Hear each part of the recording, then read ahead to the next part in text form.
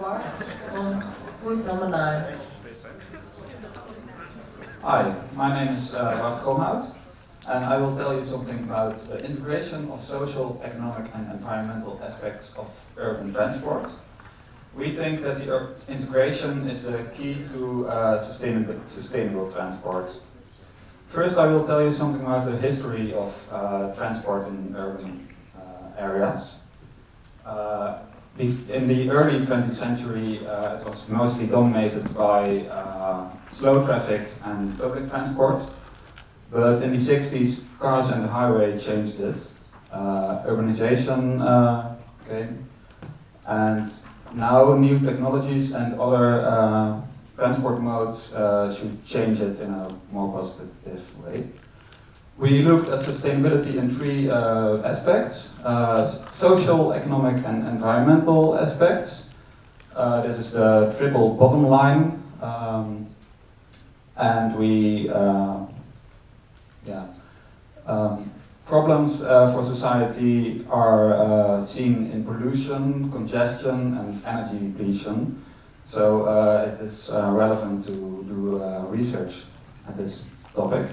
And problem in research is that research mostly focuses mainly on one aspect of the triple bottom line.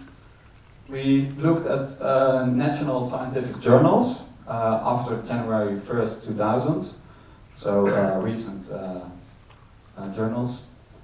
And we looked at the methods case study analysis, literature reviews, surveys and scenario analysis.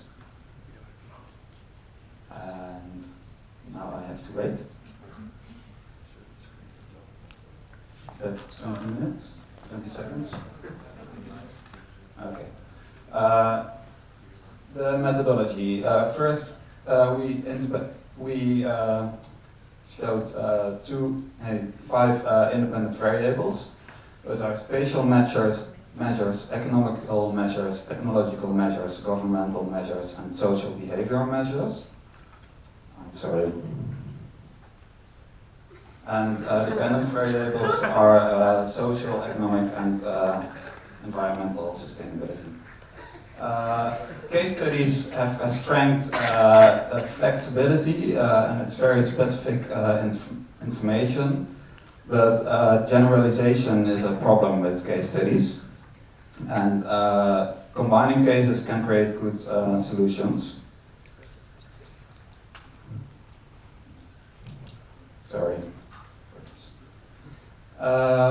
Literature reviews create new insights by combining different research, but it's dependent on the available research. And combining it with other methods can do the best of both. Surveys are strong in social standpoints. This is resulting in social solutions. But the reliability is a problem because you don't know who answers the surveys. And the way of questioning has a big impact on the reliability. Scenario analysis can be fast and it can comprise a lot of data, but it's complex and uncertain. Big data can be an opportunity. And because of first we looked at case studies. We saw two variations, the multiple case studies and single case studies. And both can be typical cases or extreme cases. And multiple case studies could be then most different or most similar. Conclusions are that more variables leads to more specific results. One of the conclusions is that density, compactness and polycentric structure of the city increases sustainable travel behavior, and creating more social housing projects could also make it more sustainable. And this was too fast. Yeah. Literature review. We looked at mostly narrative reviews. Systematic reviews we found less because it's a complex problem and people try to explain it in a narrative way. They try to explain it from their own essential viewpoint. Typical examples are literature reviews on specific problems and opportunities, like the study on the correlation between mobility and access to opportunities, and study at solutions for congestions, and literature reviews on road problems. Surveys can be questionnaires and interviews. In questionnaires we saw mostly mail-back questionnaires, and interviews we saw Delphi interviews on experts and group interviews on users of transport. Typical examples of surveys were the mail-back questionnaires on the acceptance of push factors. Push factors could be road pricing, and the group interviews explored the view on car use and the needs and preferences in transport. So they look at the viewpoint of the user. Scenario analysis used the variations predictive scenarios, explorative scenarios, and normative scenarios. And we have also examples of that. And now I have to wait again.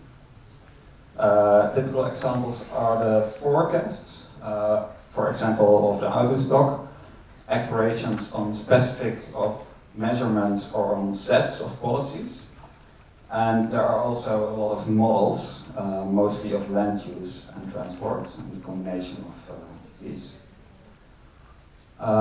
When we compare them, we saw that the case studies looked at all three bottom lines equally.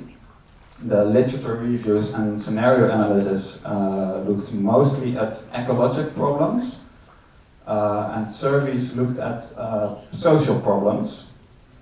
So the conclusion could be that to address all the three pillars of sustainability, we should combine our research. And surveys are a good tool for social factors. And we also saw that there is a lot of challenges for research on sustainable transport.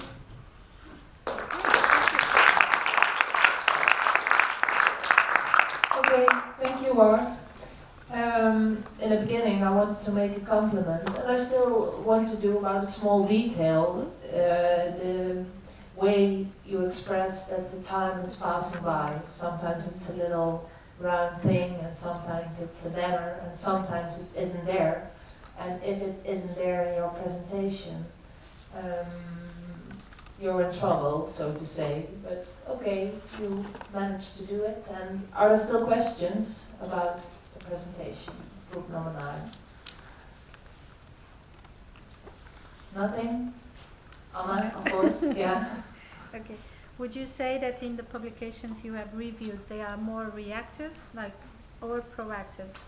Is there a tendency to use research to try to think how to solve and how to address the issue, or is it addressing problems due to congestion, due to density?